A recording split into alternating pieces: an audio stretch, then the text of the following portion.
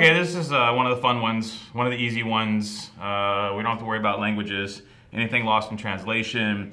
We don't have to worry about hectoliters per hectare or rendement de base, right? We don't have to deal with any of that crap today. No. Okay, good. Next to me is Mike Sullivan, who is, I smile when I see this guy. He's one of the happiest, coolest dudes in the wine business. I mean, whenever you see Mike Sullivan, he's always smiling, he's always stoked, always passionate, always into it. I mean, I don't see him like at home. I don't know whether he goes home and kicks the dog or not, but friggin' whenever we hang out, it's like just the coolest hangout. Mike, welcome to the Best Wines Online Tasting Room. Very happy to be here. Yeah, it's a treat to have you here. Yeah. And this is in front of us. We'll just cut to the chase. In front of us is Mike's label, Benovia. A quick 10-second, I don't know. We'll talk about what Mike did before, because Mike, I don't know if he likes to talk about himself too much. Do you like to talk about yourself a lot, or you one of those like really totally egotistical, like stuck on themselves winemakers, or you? I'll leave that to you. Okay, no, leave it to me. Mike basically crafted some of the greatest Pinot Noir and Zinfandel ever made in California at his previous gig at Hartford Winery. He was basically, he was one of the guys that put Hartford on the map and created this whole mojo, I think, for people to actually get in and get heavy with Pinot Noir and Zinfandel on a premium level. I think you were one of the instigators, whether you accept that, thanks for that moniker or not, but I think you were one of the guys to blame for all these really delicious, beautiful premium Pinot Noirs and Zinfandels that we're seeing in the market today. Wow, thanks, Hal. How do you feel about that? I mean, how do you feel about being the bad guy in all this? That's a big burden. That's a monkey. That's a big monkey on my back. I'm not sure what to say. So maybe move to Chinon and make some pretty little wines now. So, right. Yeah. So basically, Mike, what you did is when you left Hartford, you kicked off this label. So talk a little bit about Benovia and what's behind it. Yeah, so this is a brand that we started 10 years ago. 2005 was the first year. Has it been a decade? It's been a decade. Amazing. So we farmed 72 acres in Russian River Valley, organically and sustainably on 3 sites. And what's been fun about this project is that we have some old vineyards, we have some old 45-year-old Zin and Pinot Noir, and then we have a lot of younger plantings that we did from scratch. And when you're able to do that, it's especially having been through Pinot Noir back in the 90s and early 2000s. There's been an evolution, certainly in plant material that's become available, and we've chosen to go more heirloom with all of our sourcing. So some of the clones that have been in California for 50, 80, or 100 years, we're going back and sourcing some of those. Having been cleaned up through Davis, we're able to get a couple selections from the original Chalone property back in the 40s, Mount Eden, Swan, Calera, some really fun stuff that's now clean, coming back available. So we're able to plant that. We've planted at a pretty high density, really trying to craft maybe, I don't know about redefine, or redefine's probably too strong a term, but certainly reinterpret Russian River Valley. Right. Now, and you had the chance, because at the point in time you came in, I think you were able to see what the first wave of post-phylloxera plantings worked themselves out, right? With all the Dijon clones and that kind of stuff. Like you were almost a little sneaky about it. Like you can kind of check in and say, okay, no, yeah.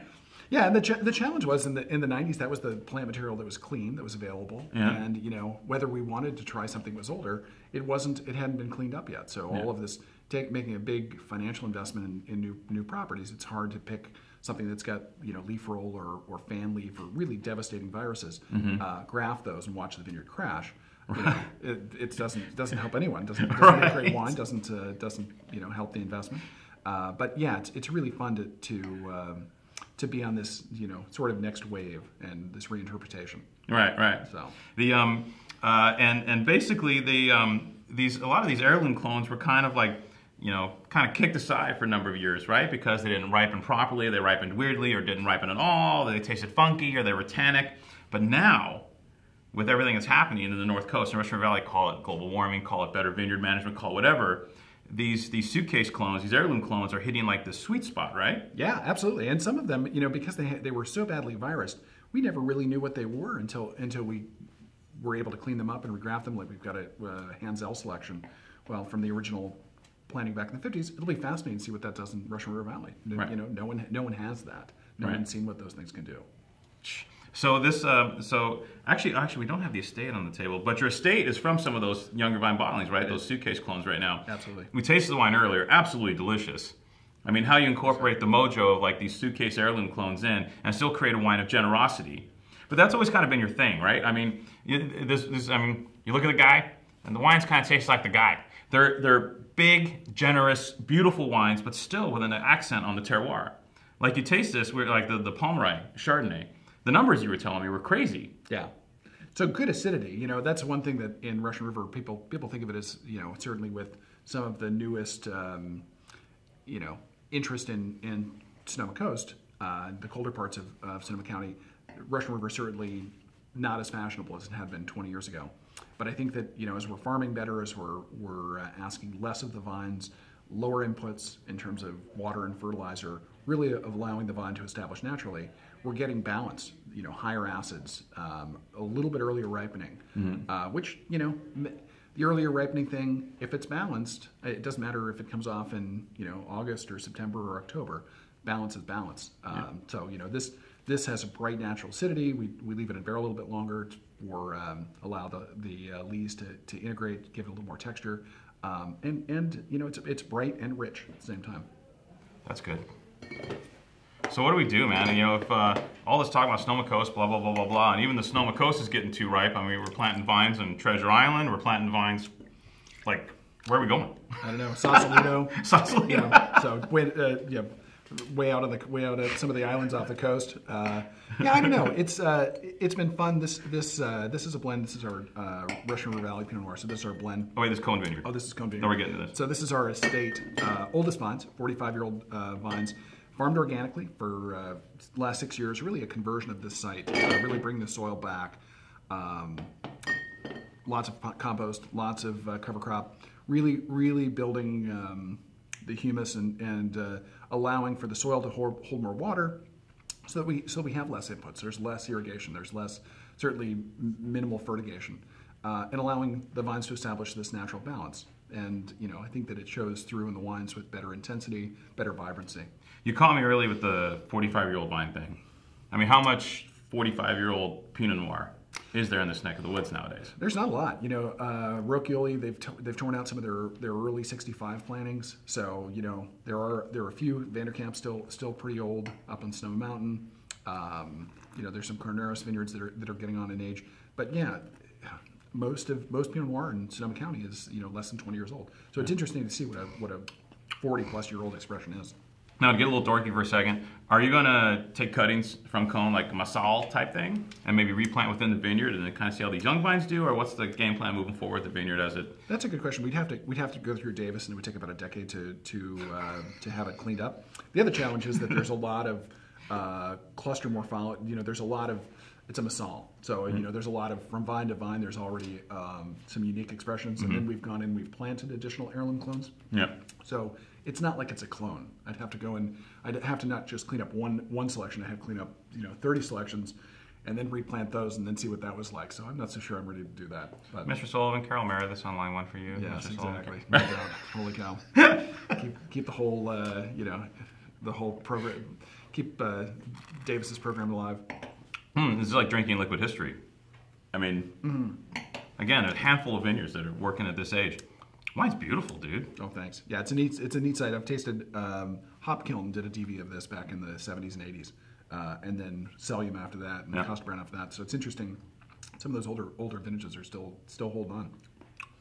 So, but you didn't put Cone Vineyard on the Zin. I didn't. So this is a state. This is from Cone, 45-year-old vines, and then we make Zin like we make Pinot Noir. So picked at night under lights.